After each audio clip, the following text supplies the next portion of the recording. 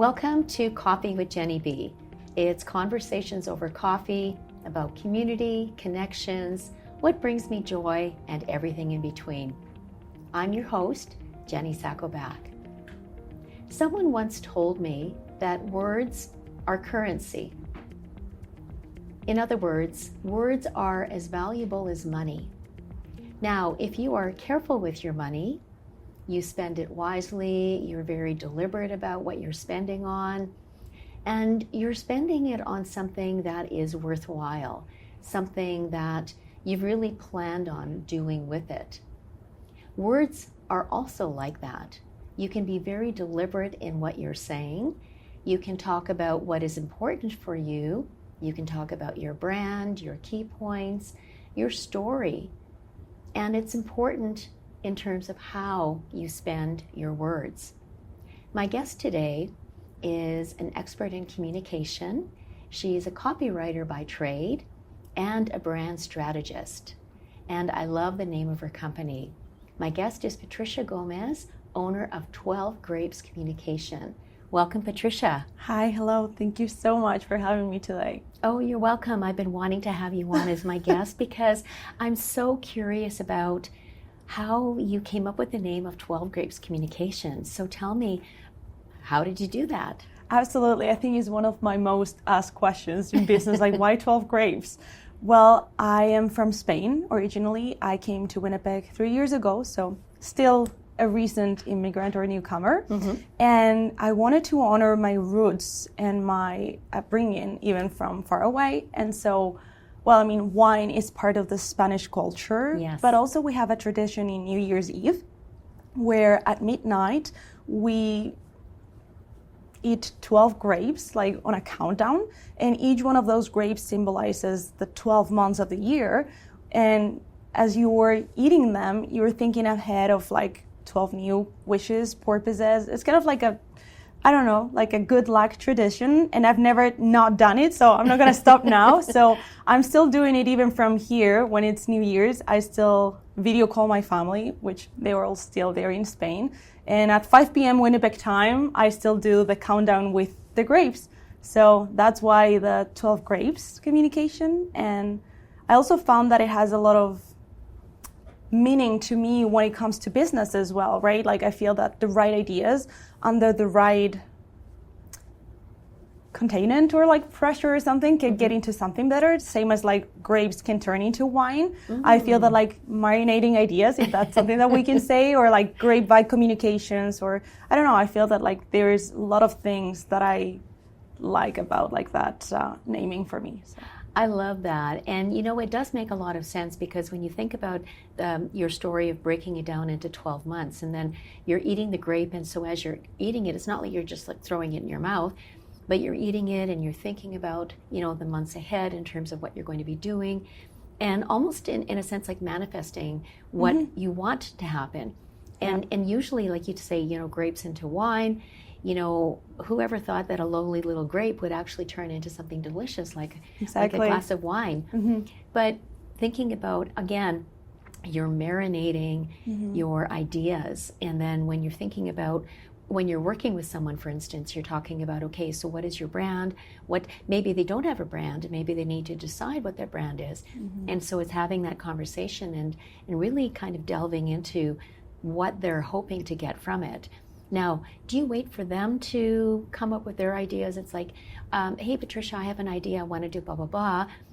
Do you say, okay, that sounds good. You know, let's work with that. Or do you offer them a different perspective on what it is that they'd like to do?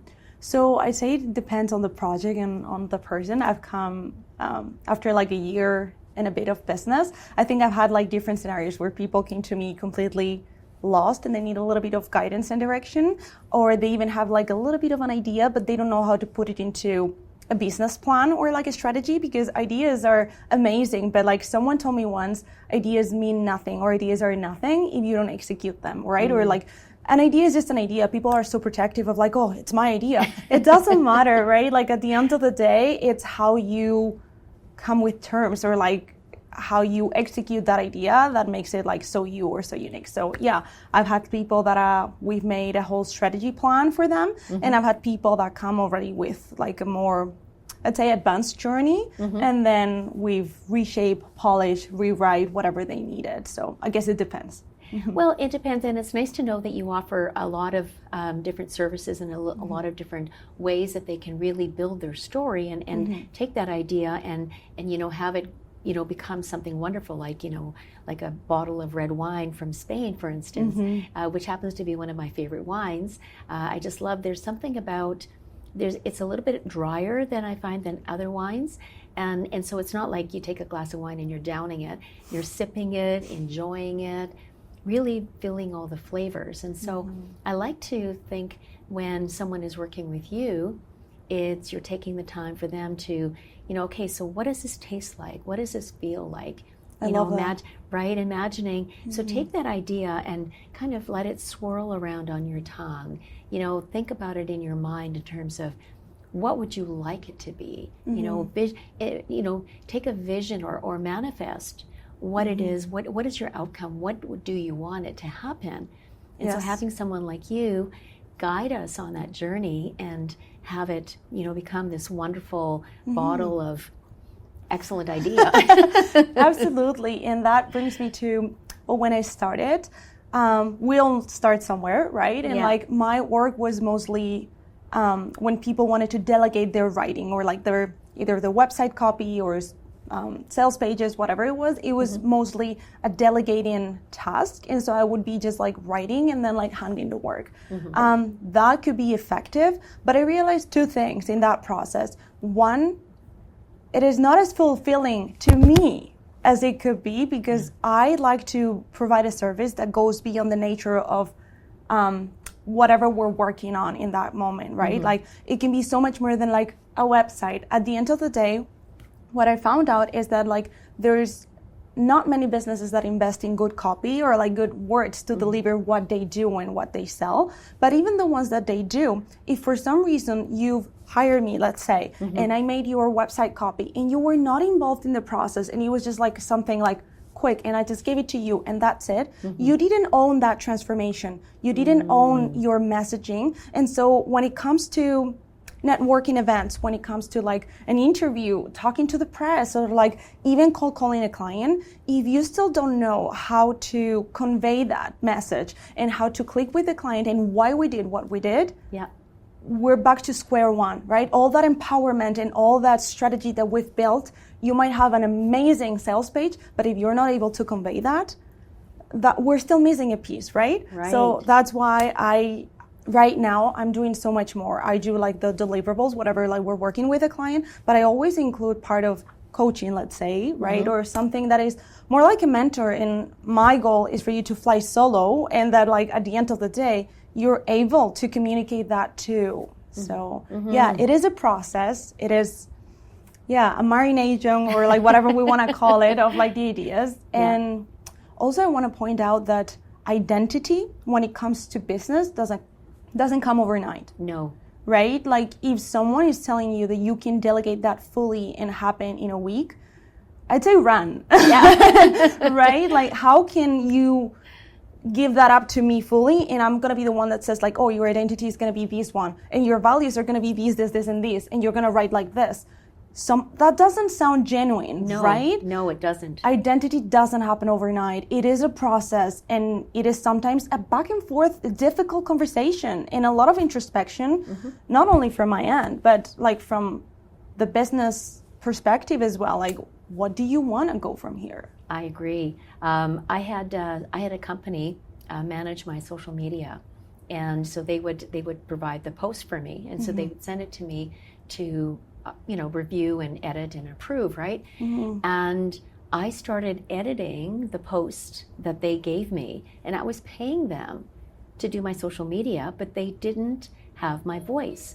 They didn't include me in the conversation. And I thought, well, this is crazy. So I stopped doing that and decided, you know what, I'm the one that knows my voice. I'm the one that knows what I need to say, what my content is. And that's what they say, not just in communication, but in everything. It's your voice. It's your story. No one else can tell it for you. I mean, I can tell you my story. You can take pieces of it, put something together for me. Let's say you were working on my website.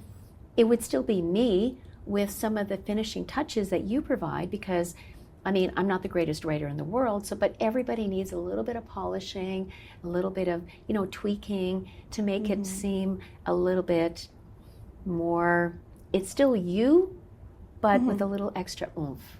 Yeah. Well, a good copywriter doesn't write in their own voice. Right.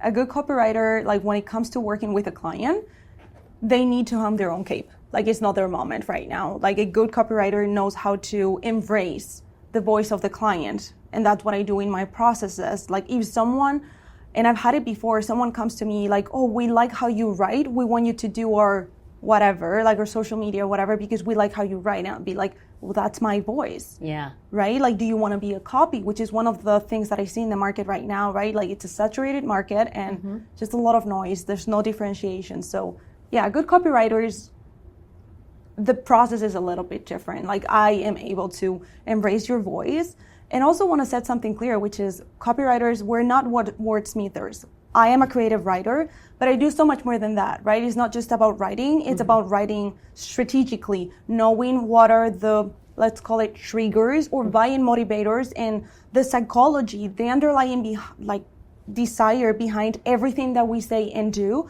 to click into the customer's mind. So it's so much more than writing. Absolutely. But you mentioned customer, it's knowing your audience. Absolutely. Because you can be, and depending on what your message is or what you're selling, whether it's a product or service, it can be more broad, so your message is more broad. It can apply to absolutely anybody. But if you have a very niche audience that you're targeting, the message needs to be a little bit different. And also too, it can be the same product or service, but if you're selling, let's say diapers, for instance, you're selling diapers. The message that you're sending to parents is going to be different than the one you're sending to grandparents, maybe to daycare providers, maybe to baby boutiques. It's still the same product, but the message is targeted a little differently depending on what the audience is looking for.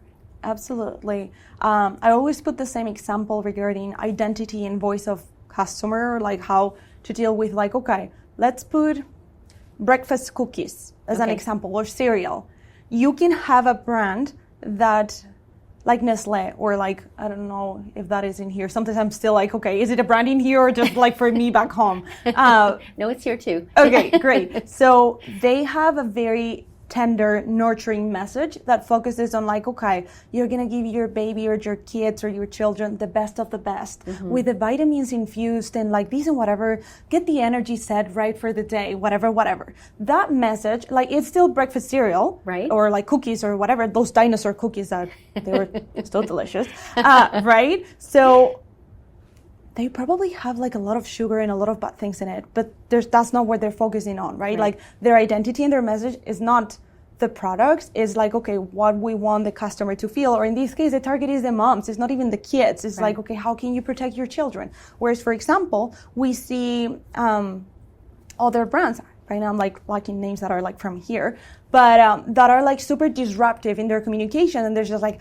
oh, how to be a rebel, and like we see the kid like going into like the kitchen and like get like that cereal without permission, and then they turn into like a Power Ranger and this and whatever. It's like, okay, that is the same product, but the identity, it's completely different, and how they're delivering the message is completely different. Same with cars, right? Like, you can sell a car, and how many brands of cars or like companies, they sell like for different target audiences and with different messaging, right? Is it safe, or is it like being like the rebel in the road? Is it this or is it that? So there you go. Yeah, and sometimes you're not sure which one you want, because you maybe want both, right? And both can be possible, but it has to be very specific and targeted, you know. And then you as the copywriter or the brand strategist working with me, let's say, for instance, I might want to do everything, but I can't do everything, and you talked about the idea, like ideas are everywhere, and we can't do it all.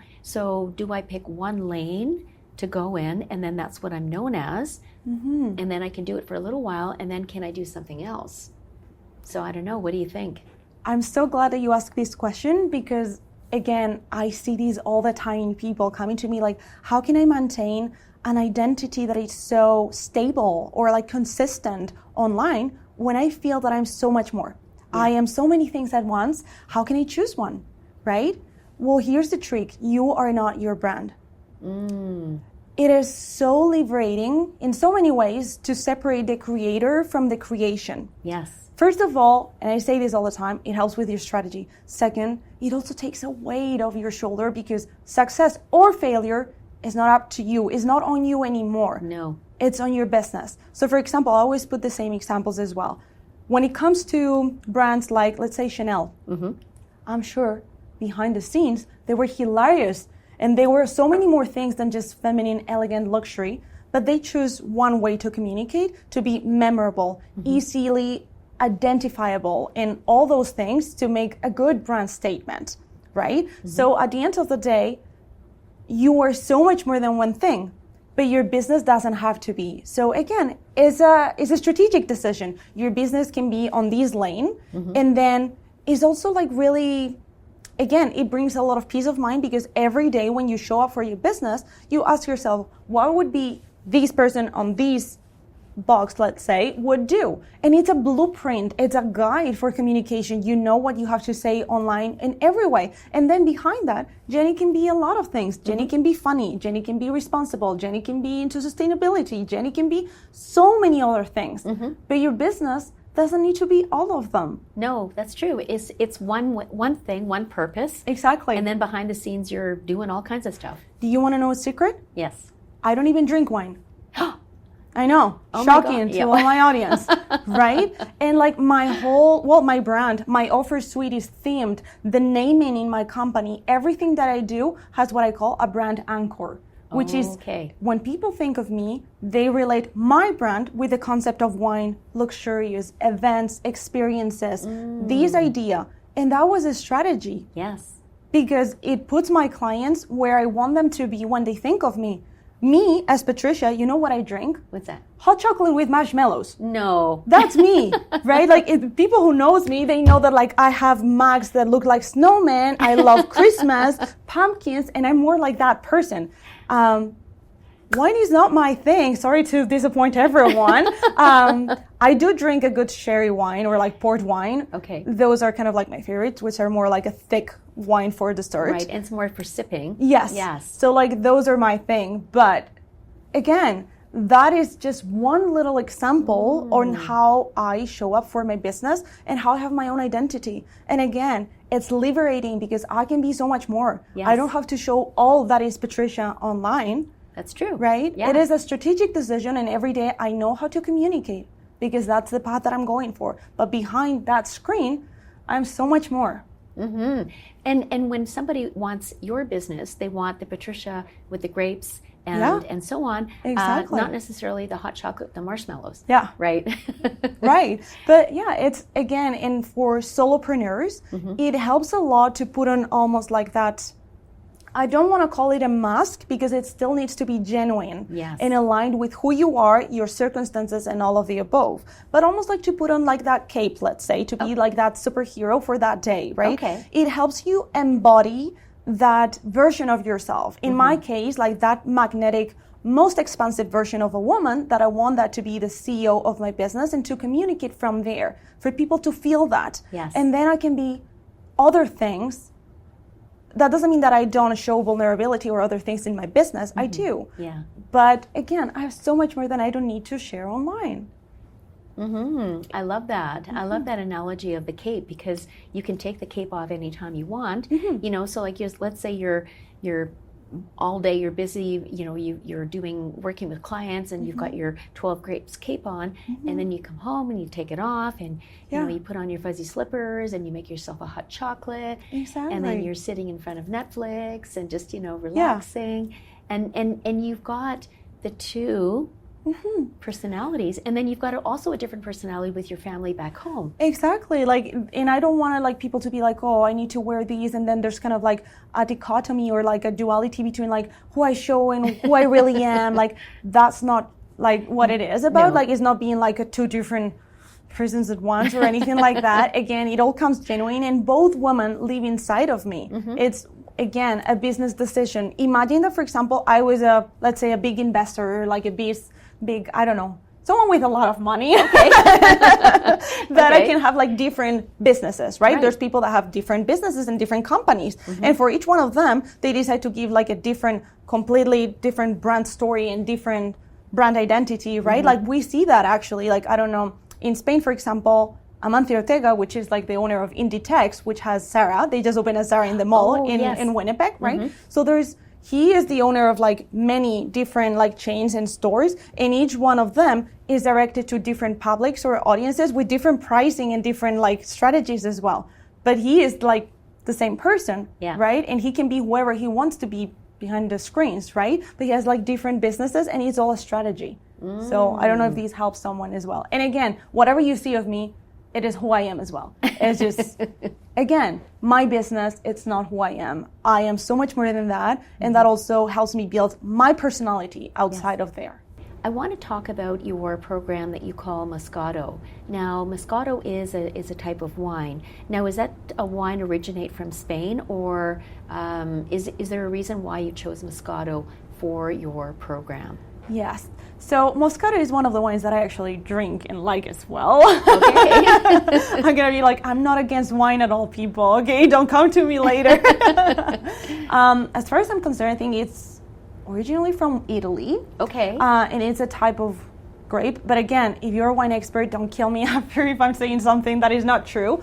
But the offer came to life, I'd say, probably at the beginning of the summer in here, and it's been evolving. And again, it is all a strategy. I want it to be something about messaging, and I want my whole offer suite, this is a decision, not everybody has to do this, but I wanted my offer suite, which is my services, to be themed, to have like a theme or an umbrella for naming, and for a brand universe, which is like the type of words and vocabulary that you identify with my brand. So a lot of my offers have these names, and I like the Allegro, I think it's called, like of messaging Moscato. Yeah. So I liked how it sound. And this idea of a service came to life because there's many people that came to me wanting a website or wanting something. And when I started the work, I realized that they didn't have a brand voice. They didn't have a solid foundation. Okay. So I saw the need of doing something beforehand that was not exclusive to the nature of the service. It's more like a foundation for your brand, which is a good messaging strategy that later you can apply to your website, but also to your social media or to whatever that you're doing. And it was so necessary to have brands that have that foundation before we go into like, oh, I want to build this whole funnel. Oh, wait. Do you know who you are? Well, and what your message is too. Exactly. Like, do you know these things, or do you actually know your audience, as you said before? Most of the people I talk to is just like, I think so. Well, do you know, or are we assuming? Like, business is not a game, right? Like, we cannot assume our decisions. So that's how it came to life. But if I can announce it in here. Yes. So I've been working on it. Okay. And in 2025, in January, I am launching like what would be like the next version of it, because I've been testing it out with different people, and it's gonna be called Miss Moscato. Oh, I like that, Miss Moscato. That sounds so I don't know, delicious. Again, it's because coming back to what we talked at the beginning of the conversation, I wanted to differentiate kind of like two paths for my services. Okay. So I still offer copywriting for a website, sales pages, messaging strategy, or audits for a website, whatever it is. But I wanted to have like a specific program that was more the transformation of the person instead of like the business or like the service. Again, because I see this need of learning how to sell, how to sell yourself. And sometimes it's not a content problem. Sometimes it is a mindset and problem. And it's also knowing your voice as well. It's everything, right? And like, so I wanted to do something, that goes far beyond all of those things. That is a transformation of the person feeling empowered to sell, and from where, and to having like a good foundation. And I'm going to include also several experiences, because part of like what I do is that I want to build businesses that feel empowered to sell and to talk about themselves without any awkwardness or anything, and that comes from inside. So I'm also partnering to build experiences as part of the program to, again, put into practice what I preach. I love that. And speaking of experiences, you've actually started something already with your vineyard. Yes. I love that idea. So tell us a little bit more about that experience. Absolutely. So long story short, I've always wanted to, it was like a bucket list thing that I crossed this summer, and like, I feel we don't celebrate like ourselves enough, and I want to celebrate this. Like, yes, let's do that. Right? I've always had the idea that I wanted to host an event in the backyard of my house, like something like intimate, and that I wanted to do that with like people that I loved, and that was true this summer. So I think it was in July or August. Yeah, it was in the summer. Yeah. I know like dates are like flowing in my head, but yeah, I did it. And the people that came to the vineyard, they were the first people that I invited to my house, right? Like, it was so special to me because, again, as a newcomer or immigrant, I didn't have a community here. Yeah. I didn't have friends. Right. And the entrepreneurial groups and connections have become my friends and the people that I invite to my house. That is so special to me. And so now you have your own community. Absolutely. And I'm really happy that you're part of it as well. Oh, so am I. And and I'm sorry I missed out on it because I love the idea of what you were doing. So you were getting us to paint wine glasses. Yeah, So, and still on theme. Yes. So the concept was art and sales. Yes. So for this event, I'm partnering with Goldie, my friend as well, an artist. If you don't follow her from The Bridge Idea, doing a little bit of, but she deserves it. So we come together with this idea of like mixing art and sales. We thought that like, you know what, like we need to talk about sales and we need to take care of business. I'm sorry, but like if you have a business, you need to sell. You need to sell. Yeah. Sorry, like if I don't know, broke your bubble or something, but like businesses need to do business, period. That's it, right? And I feel like we don't talk about it enough. But at the same time, sometimes we're so involved or like so into like the grind, the hustle culture that we forget to have fun in the process, to let your inner child have fun. Yep. And we also saw the need or the opportunity to create events that were different, that were not like static or stiff, like, okay, sit in a room for 2 hours, someone's talking to you, passive learning, and then you go home, and then what? I know. Right? So the idea was to be in a creative state of mind to learn something new. So while Goldie is teaching in a group setting people to paint wine glasses or do whatever else, then I started like putting like knowledge and like talking and debating and having a conversation. And we saw that people were able to express themselves and pitch their business without stuttering or feeling on the spotlight. Because they were busy painting and allowing those ideas to come out. Exactly. Yes. And also it's so much more welcoming, or let's say inclusive. Again, there's people, like society is evolving, and I think events need to evolve as well. Yeah. Accessibility means also having events where like neurodivergent people can attend, people with anxiety, people that don't feel comfortable in other settings, right? And like by doing things with their hands and like learning in a different way, we're making this enjoyable, which is the point. I love that. And it looks like a lot of fun. So based on the pictures that I saw, everybody was smiling. Yes. And then so proud of their creation and take the wine glass home as well. Exactly. Yeah, I love that. Well, that's the point that like, I think we've all experienced events where like you came home and you're just like, I don't know if I had a good time or not, or like it was awkward or whatever. So to me, it was just like, if for some reason the connections in here didn't work and the people that you met didn't work for business, which I mean, hard to believe because we're pretty amazing in this community. Absolutely, yeah. But if for some reason that didn't work, at least you spent an evening doing something that it was for you, that you love, and you invested in something that was an activity, and that like you took home your creation, whatever it was, and so that's already like even a tiny fulfillment for your soul.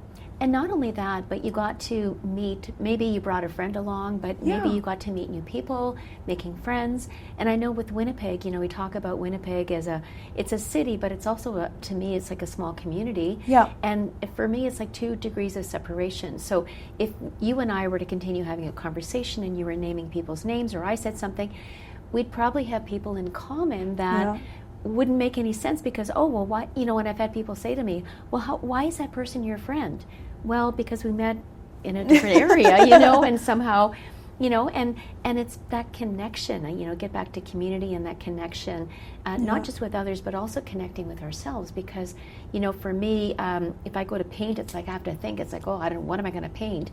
But the whole idea of painting is to let yourself be free and just experiment with colors and designs, and that didn't work out. Oh, so what? So you do something else. But it's letting yourself be free. And also when you're working with someone, getting them to talk about their ideas, asking them, so what is your favorite wine? What is your favorite coffee? What do you like to do? And just getting to know the person, who they are. Tell us about a childhood memory. What was your favorite cereal? You mentioned cereal. What was your favorite cereal as a child? Absolutely. And or what was your favorite stuffy?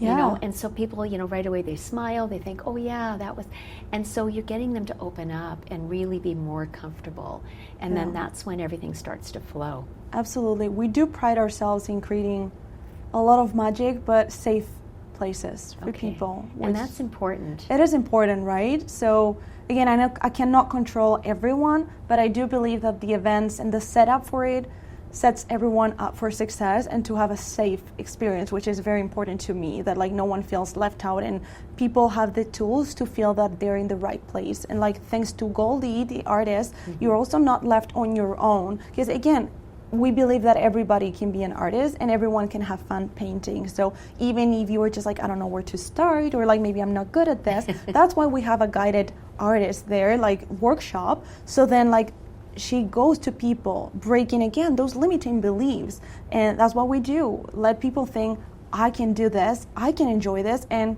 oh wow, I also left with a sales strategy blueprint. Right? Wine glass and sales strategy. Exactly. We were posting online come for the wine, leave with a sales strategy. It'd be come for whatever you want, but the idea is that you're gonna have fun and you're also gonna have good business inside. Yeah. And you know what I love about that is because there's no strings attached. Sometimes, you go online and people are offering, it's almost too good to be true. My feeling is if it's too good to be true, it probably is. And so when you sign up for something, there's always that expectation where you have to, sign up for my course, sign up for this, sign up for that. And I love the fact that you say what they're getting. They get to take home, they get to paint, have fun, maybe drink wine at the same time, take their wine glass home, they get a sales strategy, and that's it. There's no you're calling, hey, so remember you're at my Moscato event and or vineyard event, and I love that, because then people will genuinely want to come back because of that experience. Yeah. It started as a one-time thing, because I just wanted to validate the idea and to test it out during the summer in my backyard. We sold out. Yeah. I had to literally cup the tickets because, it was my backyard, so I couldn't hold more people. No, right. And now it's become, I want to say, a movement, because now we did the second round of the vineyard at Creative Spaces. Yes. And we even had sponsors, and it's becoming a whole thing in the city, which I love. There's 1,000 different events all the time, and to have something that you can go back to and you know what you're getting into, I think it's also really good. Again, in a world full of trends, I want to remain a classic. I want to remain someone that you can know that if it's a classic, it's for a reason. You can go back to that. So we did a fall theme vineyard in October, and we painted pumpkins. Yes. To give it a switch. And Christmas? Yes. So we're doing in November. Well, we're in November. Yeah. We're doing now 2 more vineyard events focused on corporate. Oh. We had people come to us saying what about corporate teams? And we're doing something for corporate, and we're planning a Christmas or winter one as well. Sounds wonderful. Yes. And there's a couple of things I want to point out. Number one, you mentioned Chanel and you mentioned classic. I love your pink blazer because it reminds me of Chanel, and also very much a classic. Thank you. And when you talk about brand and identity, it's important that we represent our brand, even though, you know, the Patricia at home is hot chocolate and not necessarily wine, but when you're out in public, you want to represent your brand. So for me, it's green is my color, and so I love to, I get identified by green. And so it's really owning it. Not to say that I don't wear purple or other colors. Exactly. But when I want to really showcase myself, I look at, okay, what color is really associated with me and with my brand? And of course, you know, it was about coffee as well. But it's really owning your identity and not, and you know, it's not a cape, but it's not a mask, and it's not a, I'm not pretending to be somebody else. It's still me, but how am I expressing myself? Absolutely. And I want to say as well that a brand is so much more than a logo and a palette. Yeah. Like, a brand is so much more than that. So yeah, color is part of it, or like your logo, or like, but again, there's so much more. So for example, today actually, like when I was choosing my outfit, again, it goes beyond that. My color right now, it's burgundy, and like that wine color, like especially I'm doing a rebrand, and that's like the core of it.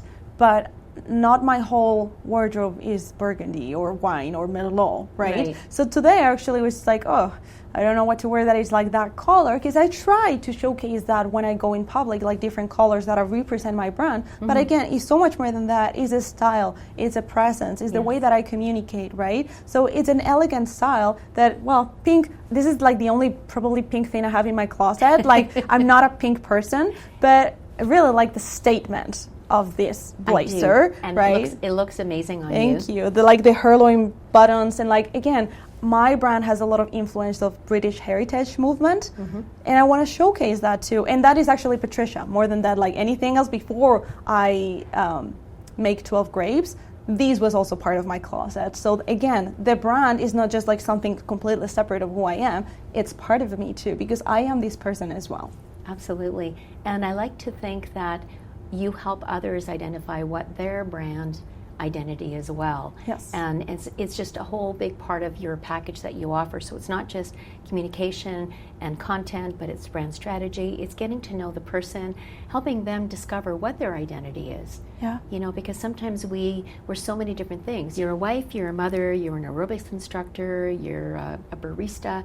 You're all of these different things, but these are things that you are doing. It's not necessarily who you are. And so by working with you, you can help them discover, you know, who is Jenny at the core of it, who is Patricia at the core of it, and then help them have fun with that discovery and show them what is possible. Absolutely. Yeah. Yeah. I agree. Well, thank you so much for being here, Patricia, and sharing a little bit about your 12 Grape story, and, you know, everything that you've done in terms of, you know, brand strategy, and really helping people have fun with who they are and all the different events that you're doing. I'm excited for the Christmas one. Yes, not that all. It's going to be a lot of fun. And yeah, if someone is like listening, don't forget, that like new offers and things are coming in 2025, and that I'm always open. Like I always say this, like business or not, community is a big part of where I am today. It takes a village. It totally takes a village. And my DMs or my door, whatever you want to call it, it's always open. I want to be so much more than like delivering services. So if you want to talk, I'm here. Oh, that's wonderful. Thank you so much, Patricia. Thank you. So this has been an episode of Coffee with Jenny B on the Multicultural channel. I am your host, Jenny Sacco-Bak.